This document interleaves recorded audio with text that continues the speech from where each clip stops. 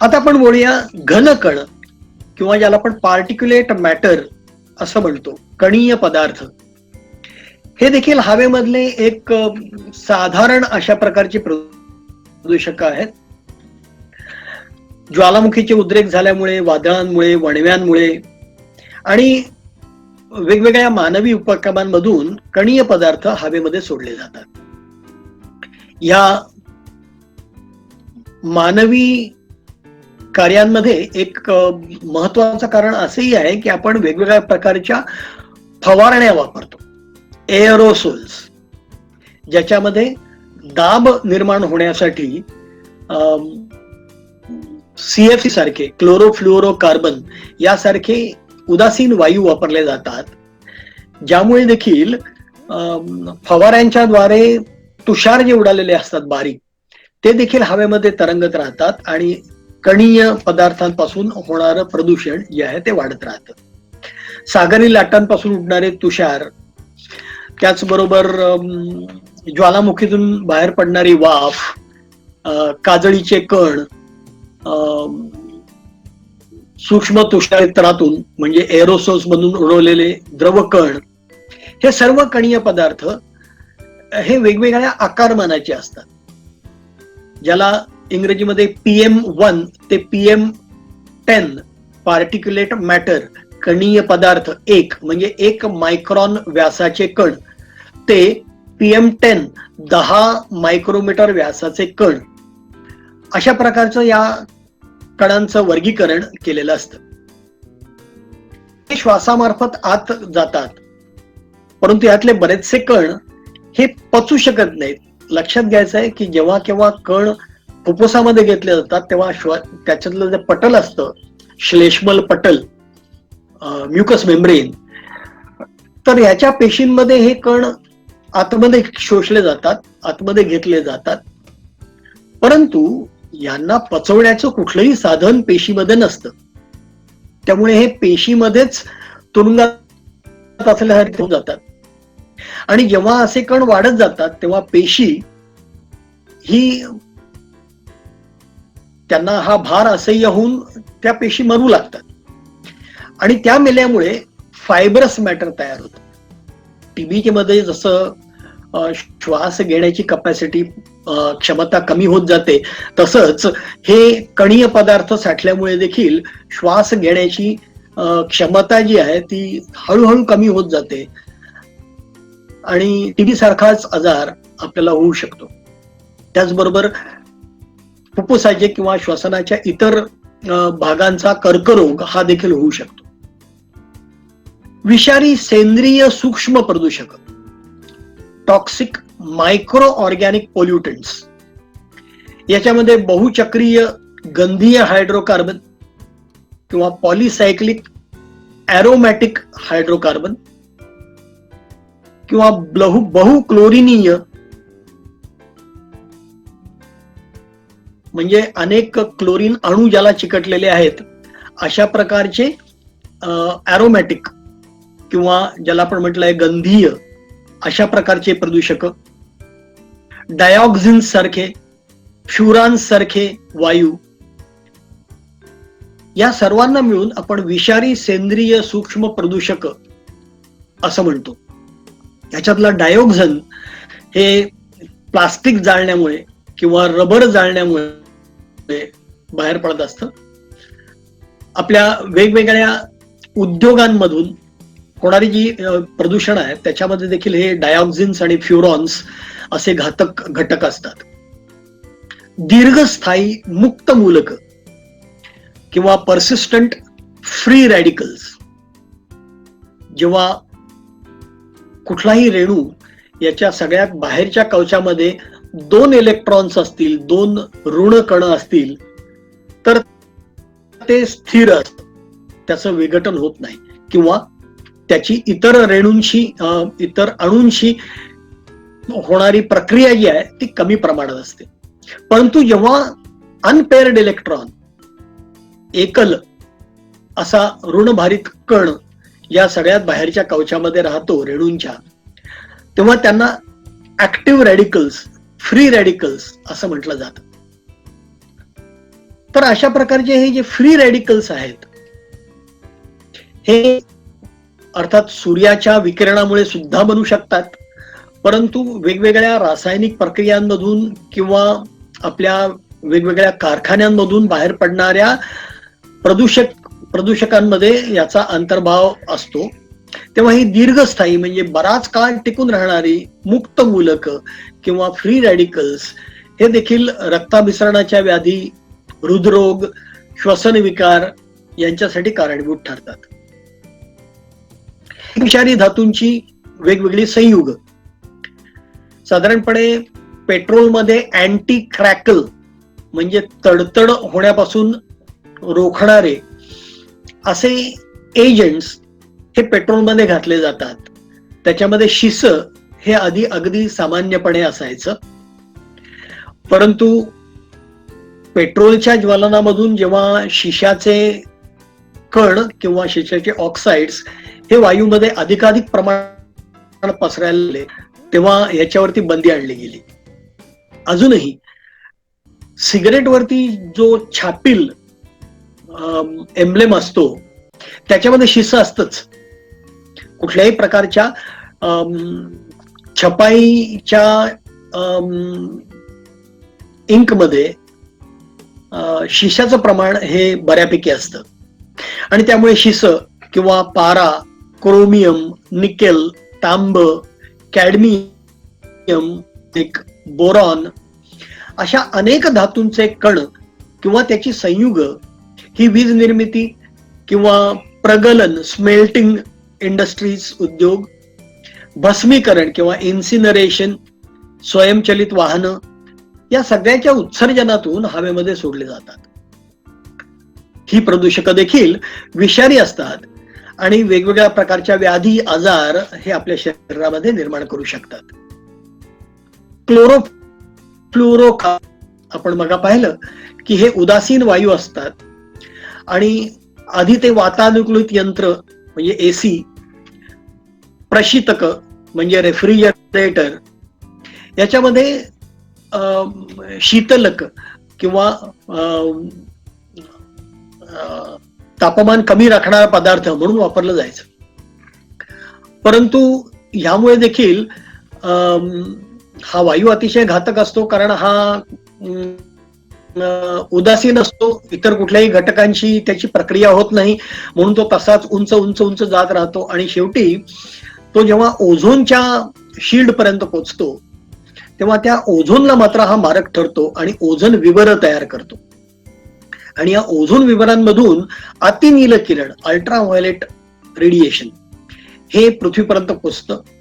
त्यामुळे डीएनए या महत्वाच्या रेणूमध्ये बदल घडून येतात, ज्यामुळे म्युटेशन ज्याला आपण म्हणतो उत्परिवर्तन घडून येतात, ज्यामुळे वेगवेगळ्या प्रकारच्या व्याधी होऊ शकतात. कॅन्सर हा त्यातला सगळ्यात महत्वाचा आजार आपल्याला इथे नमूद करता येईल. तर हे क्लोरोफ्लोरोकार्बन जरी आज वातानुकूलन यंत्रांमधनं किंवा रेफ्रिजरेटर्स, प्रशीतकांमधनं वापरलं जात नसलं तर देखील अजूनही जी मेडिकल फील्डमध्ये किंवा आरोग्य तंत्रांमध्ये वापरणारी उपकरणं आहेत त्या उपकरणांमध्ये हा मात्र वापरला जातो. याच्यामध्ये असतात सूक्ष्म फवारक किंवा प्रणोदक, प्रोपेलंट्स, या उपकरणांमधनं किंवा ब्लोअर्स, सूक्ष्म तुषारित्रांमधून किंवा एरोसोल्स मधून यांचा वापर अजूनही सुरू आहे. आणि हे वायू हवेमध्ये गेल्यामुळे अतिशय विघातक असे परिणाम या ओझोन लेअरवरती होत असतात. अमोनिया पशुपालन उद्योगांमधून किंवा खनिज तेल प्रक्रिया उद्योगातून, रसायनं बनवणाऱ्या कारखान्यांमधून, खतं बनवणाऱ्या कारखान्यांमधून अमोनिया हा अतिशय दाहक किंवा कॉस्टिक वायू बाहेर पडू शकतो. हा सहजी विद्राव्य असतो, त्यामुळे हवेमध्ये असलेल्या आर्द्रतेमध्ये हा मिसळून अतिशय अल्कधर्मीय अशा प्रकारचं अमोनियम हायड्रॉक्साईड तयार होतं, जे श्वसनावाटे आत गेल्यामुळे फुफ्फुसांचा दाह किंवा श्वासमार्गाचा दाह होऊ शकतो. वनस्पती आणि इतर सजीव यांच्यावरती देखील विपरीत परिणाम अमोनिया घडवून आणतो. अमोनियाची जर गळती झाली तर माणसं मरू देखील शकतात.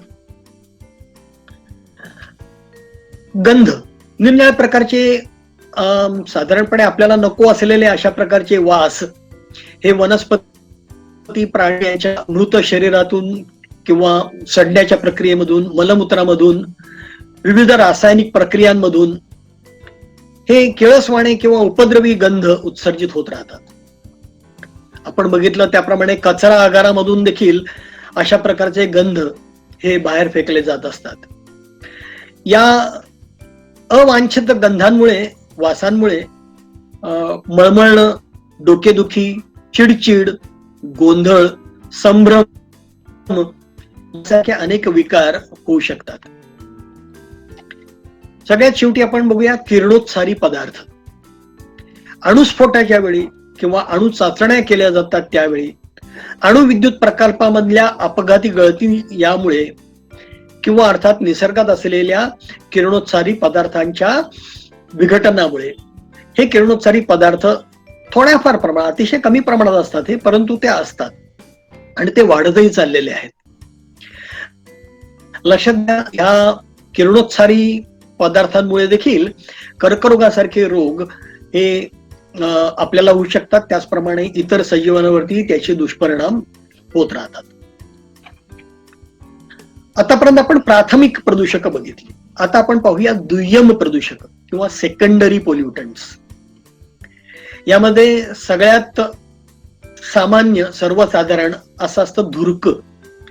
धूर आणि धुक यांचं मिश्रण, याला इंग्रजीमध्ये स्मॉग असं म्हणतात. स्मोक आणि फॉग एकत्र येऊन तयार झालेले. आपल्याला माहिती आहे की धुकं हे नेहमी जमिनीलगत असतं आणि ते कशामुळे असतं तर हवेतल्या थंडाव्यामुळे हवेतल्या बाष्पाचं रूपांतर सूक्ष्म अशा जलकणांमध्ये होतं आणि हे तरंगत राहतात हवेमध्ये. हे जड असल्या कारणाने जमिनीपासून फार वर दूर जात नाहीत, तर हे जमिनीलगत असतं धुकं.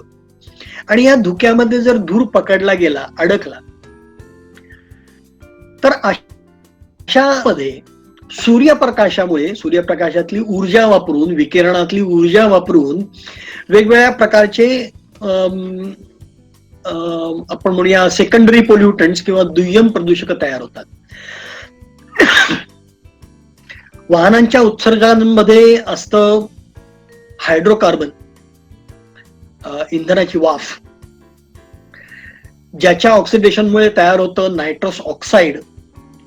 आणि या दोघांच्या एकक्रियेमुळे जे विकिरणाच्या मार्फत आलेली ऊर्जा वापरून रासायनिक प्रक्रिया होते, त्यामधून पेरॉक्सी ऍसिटिल नायट्रोजन, ज्याला इंग्रजीमध्ये पॅन असं संबोधलं जातं, नायट्रस ऑक्साईड, नत्राम्ल, अल्डिहाइड्स अशा प्रकारचे घातक दुय्यम प्रदूषक ही तयार होत असतात. तर यांच्यामुळे डोळे चुचरुणं, डोळे तळावणं, नाक डोळे यातून स्त्राव वाहणं, शिंका, खोकला, धाप असे अनेक विकार हे उद्भवतात. हे वारंवार झालं तर मोतीबिंदू, दमा, श्वसन विकार, फुफ्फुसांचा कर्करोग हाही होऊ शकतो. आपण पाहिलं त्याप्रमाणे नायट्रस ऑक्साईड आणि उद्वाती संयुग, व्होलेटाईल ऑर्गॅनिक कंपाऊंड्स यांच्या प्रक्रियेमधून ओझोन तयारही होऊ शकतो. त्याचप्रमाणे पेरॉक्सी ऍसिटिल नायट्रेट तयार होऊ शकतं, ओझोन तयार होऊ शकतो. या सर्व सेकंडरी पोल्युटंट्समुळे दीर्घस्थायी सेंद्रिय पदार्थ हे देखील तयार होऊ शकतात. प्रकाश अपघटनी किंवा फोटोलायटिक प्रक्रियेमधून तयार होणारे गौण वायू प्रदूषक पर्यावरणीय विघटन टाळून दीर्घकाळ वातावरणात राहतात. त्यांचं सर्क्युलेशन, अभिसरणही होत राहतं. त्यांचा जैव संचय किंवा बायो अॅक्युम्युलेशन अन्न साखळीमधून जैववर्धन किंवा बायोमॅग्निफिकेशन हे या वेगवेगळ्या प्रदूषकांचं होत राहतं, ज्यामुळे मानवी व मानवेतर जीवांमध्ये आरोग्य समस्या निर्माण होतात. आपण पाहिलं आता आसमंतातलं किंवा आउटडोअर पोल्युशन. आता आपण बोलूया बंदिस्त जागांमधल्या प्रदूषणांकडे. तुम्हाला माहिती आहे की पूर्वी शाकारलेली घरं असायची, त्यामध्ये इतक्या ठिकाणी, असंख्य ठिकाणी छिद्र भोकं असायची, ज्यामधून हवा ही खेळती राहू शकत होती. परंतु आज जी घरं बांधली जातात ती काड्यापेटीसारखी बंद असतात सर्व ठिकाणून. पुष्कळ वेळा हवाबंद देखील असतात, आणि हवाबंद असल्यामुळे घरामध्ये पंखे किंवा वातानुकूलन यंत्र ही वापरण्याची प्रवृत्ती ही वाढत चाललेली आहे. पुष्कळदा अशा बंद घरं आणि कार्यालय याच्यामधली हवा बाहेरच्या हवेपासून देखील हवेहूनही अधिक प्रदूषित असू शकते. पुष्कळशे लोक 90% वेळ अशा बंदिस्त ठिकाणी घालवत असतात. जेव्हा बंद खोलीमध्ये वायुविजनासाठी ठेवलेल्या झरोक्यांची जागा अयोग्य असते किंवा ती धुराड्यांच्या जवळ असतात, तेव्हा सर्वाधिक प्रदूषण होत असते. दुर्दैवानं एक मोठं कारण बंदिस्त जागेतल्या प्रदूषणाचं हे तंबाखूजन्य धूर आहे. विडी ओढणे, सिगरेट ओढणे, हुक्का ओढणे अशा वेगवेगळ्या तंबाखूजन्य धुरामुळे प्रत्यक्ष आणि अप्रत्यक्ष धुराला अनेक जणांना सामोरं जायला लागतं. प्रत्यक्ष म्हणजे जो माणूस विडी सिगरेट ओढतोय तो, आणि अप्रत्यक्ष म्हणजे त्याच्या आजूबाजूला वावरणारी माणसं. या सर्वांना या धुराला सामोरं जायला लागतं, आणि त्यांच्यामध्ये गंभीर आजारांची शक्यता कित्येक पटीने वाढत चाललेली असते. बंद घरामध्ये कोणत्याही पदार्थाच्या ज्वलनामुळे प्रदूषण होतं. थंडीच्या मोसमात घर उबदार ठेवण्यासाठी कोळसे, लाकडं, खनिज तेल किंवा विजेची शेगडी आपण मागे बघितलं त्याप्रमाणे वापरली जाते, ज्यामुळे कर्बकण आणि इतर घातक वायू हवेमध्ये सोडले जातात.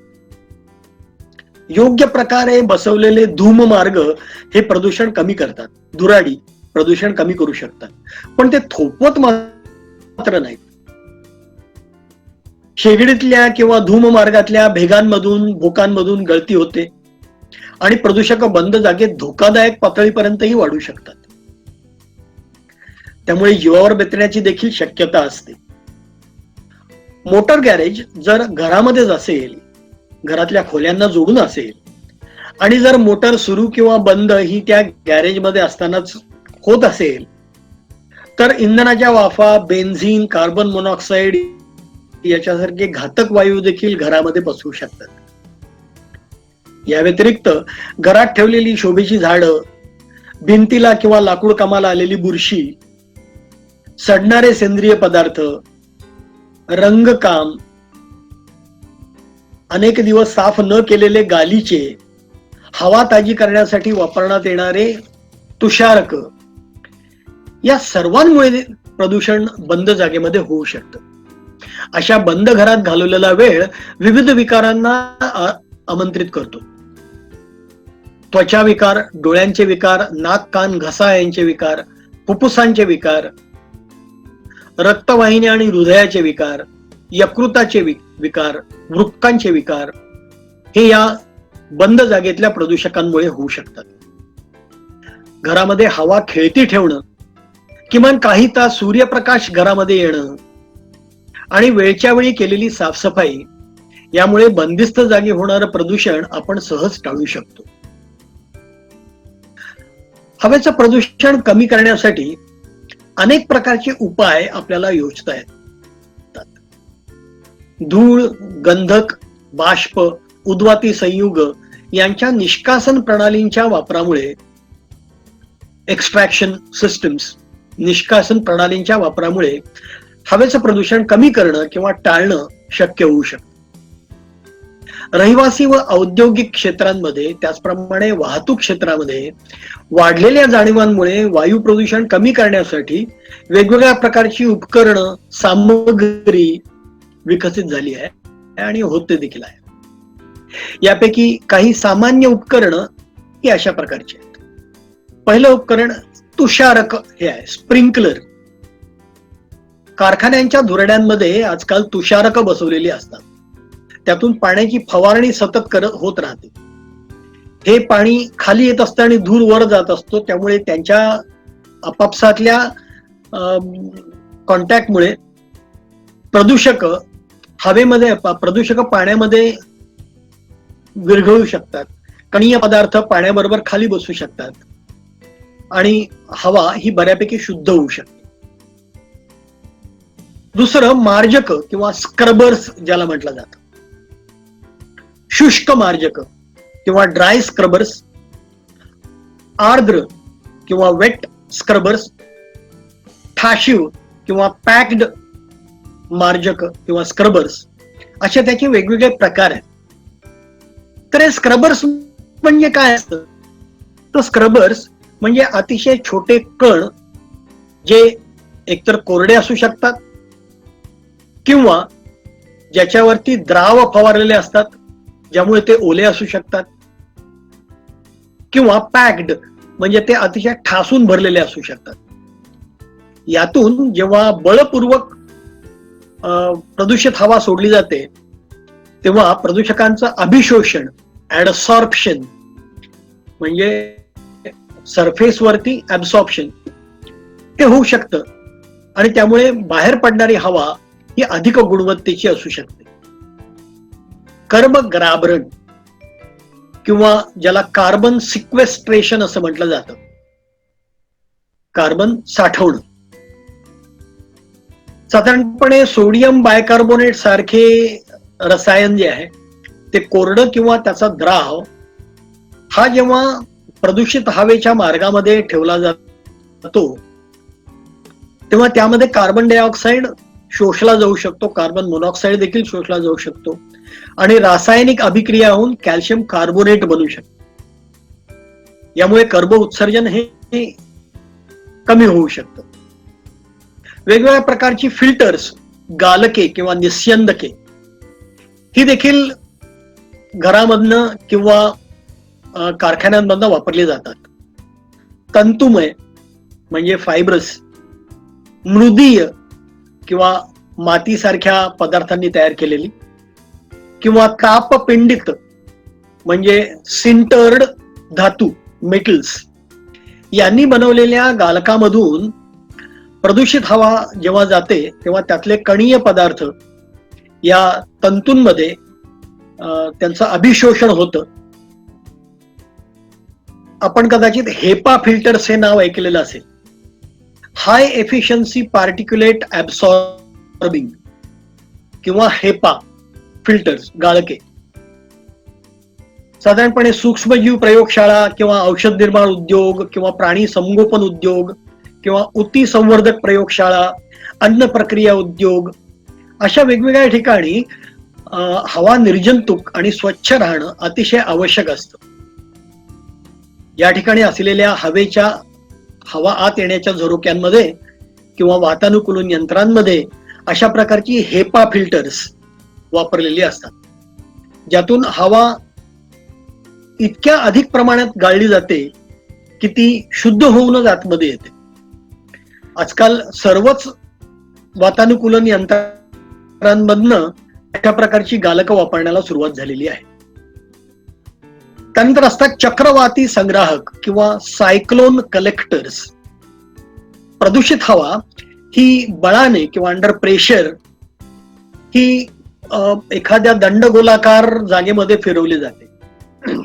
त्यामुळे वावटळीसारखा अतिशय वेगात फिरणारी हवा ही त्या ठिकाणी येऊन त्यातले हवेतले निलंबित किंवा सस्पेंडेड कण हे सदराकाच्या भिंतीवरती अपवर्तनामुळे जमा होतात. 90% कण हे हवेमधनं बाहेर काढले जातात आणि हवा स्वच्छ होऊ शकते. त्याच्याबरोबर असतात स्थिर विद्युत अवक्षेपक किंवा इलेक्ट्रोस्टॅटिक प्रेसिपिटेटर्स. कारण हवेत तरंगत का हो राहतात? कारण त्यांच्यावरती साधारणपणे ऋण भार असतो आणि एकाच प्रकारचा भार असलेले कण एकमेकांच्या जवळ आले तर ते आपोआपच दूर. तर विजेचा वापर करून त्यांच्यावरचा ऋणभार कमी केला जातो, ज्यामुळे हे कण एकमेकांना चिकटतात, ज्याला आपण प्रेसिपिटेशन किंवा अवक्षेपण म्हणू शकतो. आणि हे एकत्र आलेले कण हे सहजी वेगळे करता येतात. तर स्थिर विद्युत अवक्षेपक हे देखील वेगवेगळ्या उद्योगांना वापरून हवा शुद्ध केली जाते. तर धुके संग्राहक किंवा मिस्ट कलेक्टर हे हवेमधले प्रकारची द्रावक सॉल्व्हंट्स ज्याचे तुषार हवेमध्ये असू शकतात हे शोषून घेण्याचं काम करत असतात. भस्मीकरण किंवा इन्सिनरेशन हे देखील केलं जातं. बऱ्याच वेळा खताच्या कारखान्यांमधून किंवा तेल शुद्धीकरण कारखान्यांमधून ज्वालाग्राही वायू किंवा व्होलटाईल कार्बन कंपाऊंड्स हे असू शकतात, जे जाळून टाकलं तर हवा शुद्ध होऊ शकते. त्याचप्रमाणे ज्यावेळी जैविक कण, पोलन किंवा वेगवेगळ्या प्रकारचे जीवाणू, विषाणू असे असण्याची शक्यता असते, तेव्हा देखील इन्सिनरेशन किंवा भस्मीकरण क्रिया वापरून त्यांना निर्धोक केलं जाऊ शकतं. ऑक्सिडीकरण किंवा ऑक्सिडायझर्स वेगवेगळ्या प्रकारचे वापरले जातात. औष्णिक किंवा थर्मल, उत्प्रेरकी किंवा कॅटालायटिक, ऑक्सिडीकरण हे प्रदूषित हवेमधले कण किंवा क्षपणकारी वायू यांचं ऑक्सिडेशन घडवून त्यांची घातकता कमी करतात. उत्प्रेरकी अभिकारक किंवा कॅटालायटिक रिॲक्टर्स आजकालच्या आधुनिक स्वयंचलित वाहनांमध्ये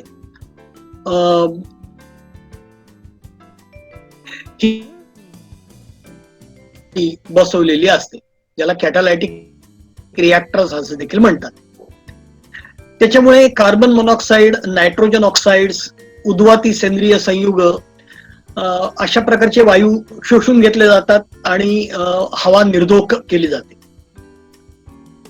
जैव गालके किंवा बायोफिल्टर्स ही अत्याधुनिक फिल्टर्स किंवा गाळके ही जैव तंत्रज्ञानाने विकसित केलेल्या खास जीवाणूंच्या दाटीने बसवलेल्या पटलांची किंवा तरंगांची बनलेली असतात. यातले जीवाणू घातक विषार शोषून घेऊ शकतात आणि हवा निर्धोक बनवू शकतात. तर ही आहेत वेगवेगळ्या प्रकारची उपकरणं ज्याच्यामुळे हवेचं प्रदूषण कमी करण्याचा प्रयत्न आपण करत असतो. अर्थात सगळ्यात सोपा उपाय म्हणजे प्रदूषण हे त्याच्या स्त्रोताच्या ठिकाणीच कमी करणं किंवा थांबवणं. त्यासाठी आपल्याला सगळ्यात आवश्यक आहे ती म्हणजे आपली जीवनशैली थोडीशी बदलणं. शक्यतो तुम्ही ज्या ठिकाणी चांगल्या प्रकारचं वायू विजन आहे अशा ठिकाणी बसा. बंद खोलीमध्ये वातानुकूलन यंत्र वापरून शक्यतो बसू नका. ज्या ठिकाणी ऊन येतं अशा ठिकाणी बसा. अर्थात उन्हातच बसलं पाहिजे असं नाही, पण ऊन ज्या ठिकाणी थोड्याफार प्रमाणामध्ये का होईना येत आहे अशा ठिकाणी बसा. याखेरीज इंधनाचं जेव्हा तुम्ही निवड करता तेव्हा ते जितकं अधिक शुद्ध असेल तितकं ते आपल्याला कमी प्रदूषण करणार असतं, हे लक्षात ठेवून ते वापरायचं आहे.